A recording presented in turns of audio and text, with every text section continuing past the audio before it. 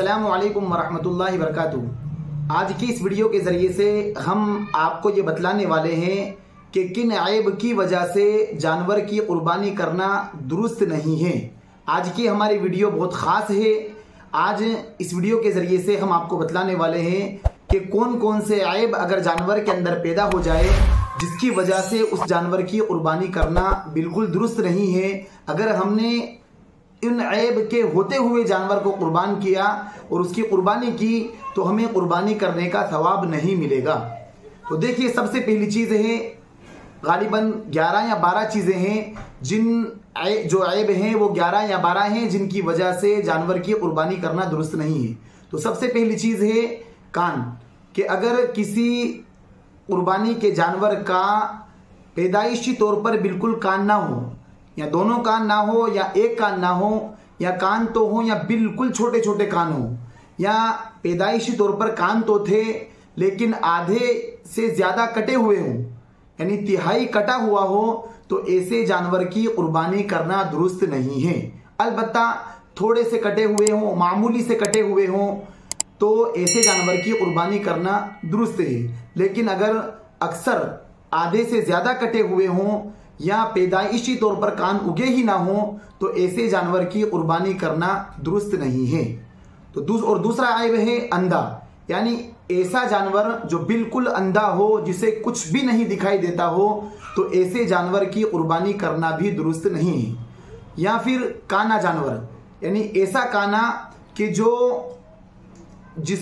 आधे से ज़्यादा काना हो, आधे से ज़्यादा, यानी आँख तो सही सालिम है लेकिन उसे दिखाई नहीं देता है, तो अक्सर नहीं दिखाई देता हो, तिहाई से ज़्यादा आँख अंधी हो चुकी हो, तो ऐसे जानवर की कुर्बानी करना भी दुरुस्त नहीं है। मसलन जैसे अगर किसी की कुर्बानी के जानवर की आँख सही सालिम है लेकिन उसे दिखाई नहीं देता है, तो अब हमें कैसे पता चले कि इसे दिखाई नहीं दे? तो ये लिखा है फुक़हा इकराम ने कि जिस आँख में उसके दिखाई देता है उस आँख में पट्टी बांध दी जाए, और दूसरी आँख जो उसकी कानी हो चुकी है, जिसमें अक्सर दिखाई नहीं देता है, उसके सामने घास पेश करे। अगर वो फौरन घास के पास आ जाता है तो ऐसे जानवर की कुर्बानी करना सही है, और अगर वो घास के पास नहीं आता है, उसे नहीं दिखाई देता है, तो फिर ऐसे जानवर की कुर्बानी करना दुरुस्त नहीं है। या दोनों आँख में कानापन हो, जिसमें दोनों आँख में बहुत कम दिखाई देता हो, तो हम उसके सामने घास पेश करेंगे दूर से। अगर वो घास को देखकर फौरन खाने आ जाता है तो फिर ऐसे जानवर की कुर्बानी करना दुरुस्त है, और अगर दौड़कर नहीं आता है तो फिर ऐसे जानवर की कुर्बानी करना दुरुस्त नहीं है। तीसरी जो ऐब है जिसकी वजह से जानवर की कुर्बानी करना सही नहीं है, वो है बहुत दुबला, यानी कुर्बानी का जानवर अगर बहुत दुबला हो, बहुत लागर हो कि जिसकी हड्डियां तक दिखने लग जाए, तो ऐसे दुबले जानवर की कुर्बानी करना भी दुरुस्त नहीं है। चौथी जो चीज़ है जो ऐब के लिए माने हैं, वो है लंगड़े जानवर की कुर्बानी करना, कि अगर जब कुर्बानी का जानवर खरीदा था तब सही सालिम था, या जब खरीदा जब भी लंगड़ा था, तो अगर ऐसा लंगड़ा है कि जो पैर टूटा हुआ है वो पैर बिल्कुल भी ज़मीन पर नहीं रखता है, बिल्कुल भी ना सहारा लेता है, ज़मीन पर बिल्कुल नहीं टिकता, अपना पैर टेकता है, बल्कि 3 पैरों से चलता है, तो ऐसे लंगड़े जानवर की कुर्बानी करना भी दुरुस्त नहीं है।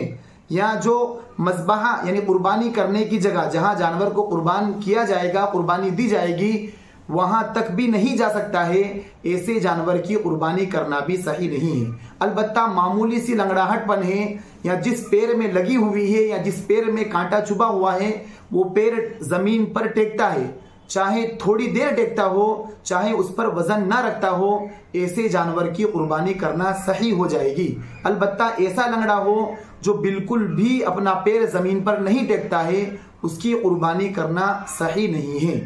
5वां जो ऐब है वो है ऐसा जानवर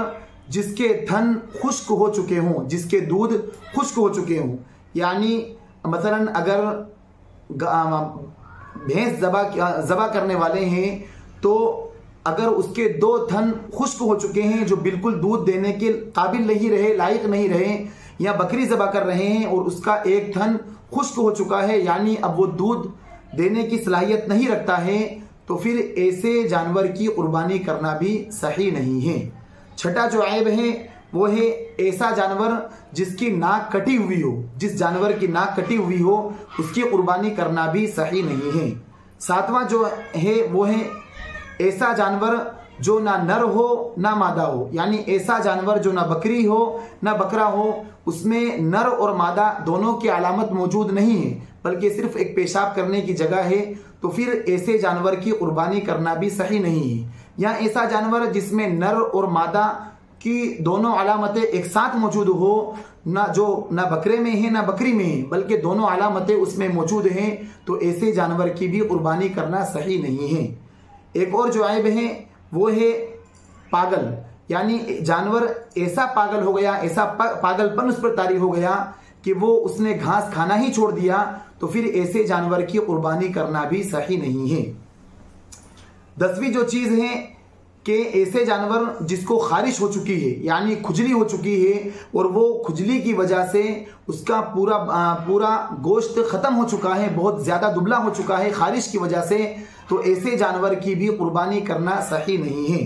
और 11वीं चीज है ऐसा जानवर जिसकी दुम कटी हुई हो, जिसे हमारी जुबान में पूंछ कहा जाता है, कि ऐसा जानवर जिसकी पूंछ कटी हुई हो, तो अगर अक्सर आधे से ज्यादा कटी हुई हो, तो ऐसे जानवर की आधे या आधे से ज्यादा कटी हुई हो, तो फिर ऐसे जानवर की कुर्बानी करना सही और दुरुस्त नहीं है। अलबत्ता मामूली सी कटी हुई हो, थोड़ी सी कटी हुई हो, तो फिर ऐसे जानवर की कुर्बानी करना सही और दुरुस्त हो जाएगा। जो 12वीं चीज है वो है कि अगर कुर्बानी का जानवर खरीदा और उसके बाद उसे कुत्ते ने काट लिया, तो क्या उसकी कुर्बानी सही हो जाएगी? तो अगर कुर्बानी के जानवर को कुत्ते ने काट लिया, फिर उसे इंजेक्शन लगवा दिए गए, उसका जख्म पूरा भर गया है, तो ऐसे जानवर जिसको कुत्ते ने काटा है लेकिन कुर्बानी के दिनों से पहले उसका जख्म भर चुका है, तो फिर ऐसे जानवर की कुर्बानी करना सही और दुरुस्त हो जाएगी। लेकिन फिर भी फुक़हा इकराम ने यह फरमाया है, एहतियातन ये फरमाया है कि अगर कुत्ते ने काट लिया है तो ऐसे जानवर को ज़बा ना किया जाए, कुर्बानी के लिए ज़बा ना किया जाए, इसलिए कि उसके गोश्त में जहर के फैलने का अंदेशा होता है, इसलिए ऐसे जानवर को ज़बा ना किया जाए। अगर ज़बा कर भी दिया अल्लाह ताला के लिए, तो फिर ऐसे जानवर का गोश्त खाना बेहतर नहीं है। अलबत्ता अगर कुत्ते ने काटा है और वो जख्म अच्छा नहीं हुआ है, तो फिर ऐसे जानवर की कुर्बानी करना भी दुरुस्त नहीं है। तो ये तमाम चीज़ें जो हमने आपके सामने पेश की हैं, ये ऐसे ऐब हैं कि जिनकी वजह से जानवर की कुर्बानी करना सही नहीं है। चाहे हमने खरीदते वक्त बिल्कुल सही सालिम लिया हो, तब भी अगर ये ऐब पैदा हो गए हैं तो फिर ऐसे जानवर की कुर्बानी करना दुरुस्त नहीं है। इसलिए अभी कुर्बानी के अय्याम चल रहे हैं, हम कुर्बानी के जानवर खरीदते हैं, तो सबसे पहले हम कोशिश ये करें कि हम ऐसे ऐबदार जानवर खरीदें ही ना। और अगर हमने बिल्कुल जो ऐब से साफ है, बिल्कुल उसमें कोई ऐब नहीं था और हमने खरीद लिया, अब उसमें ऐब पैदा हो गया, तो फिर